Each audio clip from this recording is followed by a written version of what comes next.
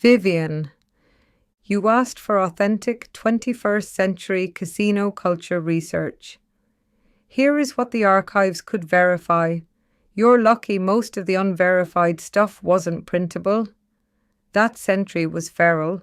Humans plus gambling equals predictable disaster. They were chasing dopamine, not money. Half the time, the money was just an excuse to self-destruct creatively.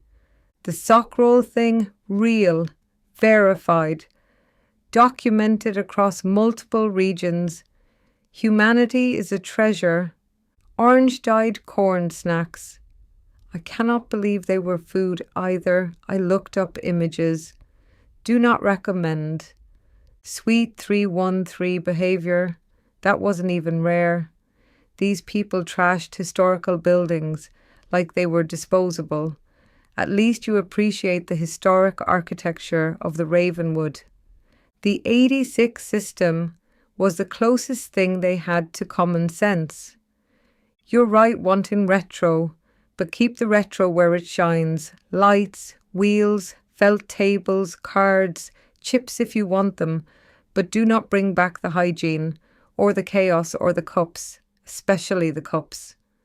O'Malley, proprietor, Crimson Alcove, reluctant tour guide to human stupidity, Earth 27, cultural reference dossier, 21st century casino practices compiled by O'Malley, Dakota. 1. High-risk gambler profiles, verified case studies. Case: Tommy Bigswell, real name withheld. Notorious early 21st century gambler. Known for erratic behavior and extensive time spent in a private hotel suite, room 313.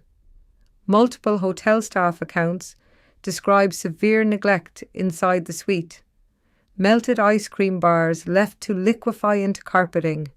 Crushed orange-dyed corn snacks. Exact item unknown to modern culture. Ground into floors. Alcohol spills. Food waste and general contamination requiring multi-day sanitation. Carried significant cash reserves, approximately $15,000 stored in hotel safe. Additional $6,000 carried in sock roll. Behavioral markers, verbal aggression, superstitious rituals, obsessive attachment to specific machines. 2. Superstition and ritual behavior. Sock roll, practice. Gamblers believed the safest place to store high-value currency was inside their socks. Motivation, superstition around luck proximity and belief that muggers would overlook the sock. Sub-ritual, refusing to change socks during winning streaks, multi-day. Lucky machine fixation. Documented cases of individuals refusing to leave a specific machine for extended periods, including skipping meals, remaining seated through exhaustion, using empty drink cups instead of restroom breaks. Required intervention by sanitation personnel, hazmat equivalent. 3. Behavioral management systems, flagging, sharking. Casino floor managers monitored players who won too much too fast. House agents, sharks, observed for signs of cheating or unusual luck patterns. Banning, 86'd. Permanent removal of a player for rule violations, aggression, or suspicion of cheating. Behavior patterns noted. Attempted re-entry using disguises, rapid cash-out attempts by banned individuals who managed to win before detection. Legal loophole in the era, chip-based casinos were obligated to pay out even to banned individuals. 4.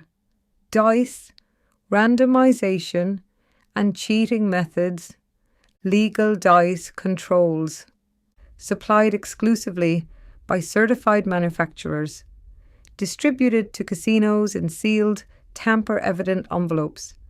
Replacement procedures required: verification under camera, sign-off by dealer and floor staff, cataloguing and returning, use sets for inspection, manipulated dice, shavers, illegal practice of smuggling weighted dice onto a table. Common detection methods included weight comparison, magnetic testing. Legal dice were non-ferrous. 5. Machine technology, historical. Nearly all machines by late 21st century were digital systems disguised as mechanical devices. One-arm bandit pull levers were aesthetic only, internal operation fully electrical. Machines were networked locally, LAN, or across multiple locations, WAN. Payout rates and randomness controlled algorithmically. Mechanically identical across regions, but tables varied by style. Some casinos offered hybrid systems using sensors and digital tracking beneath analog wheels. 6. Cash-out systems. The cage. Cage equals secure cash-out station, where players exchanged chips or receipts for currency. Name derived from the metal bar structure resembling an animal cage. Technological shift.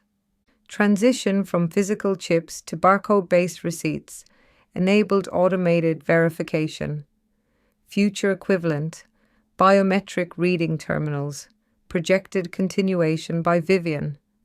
7. Environmental aesthetic notes for Ravenwood retro design. 21st century casinos leaned heavily into neon palettes, gold black accents, carpet patterns with noise reduction intention, posh bagodi decor, poker and blackjack tables central to retro identity. Roulette wheels served as visual anchors in high-traffic spaces. 8. Behavioral risk summary, recommendations for Ravenwood. Monitor for fixation patterns, machine attachment, repetitive ritual actions. Disallow personal currency storage on body areas prone to neglect, sock rolls. Establish a modern 86 protocol with biometric recognition. Implement enhanced sanitation subroutines to prevent machine-based hygiene hazards. Adopt aesthetic elements only, without replicating unsafe cultural behaviors. Eidolon's analytical notes. 1. Behavioral risk patterns identified. Attachment loops. Prolonged fixation on specific machines indicates failure of self-regulation. Ritual embedding. Sock roll behaviors represent externalized anxiety management. Isolation spirals. Individuals withdrawing into confined spaces, e.g., Suite 313, demonstrate dissociation from social equilibrium.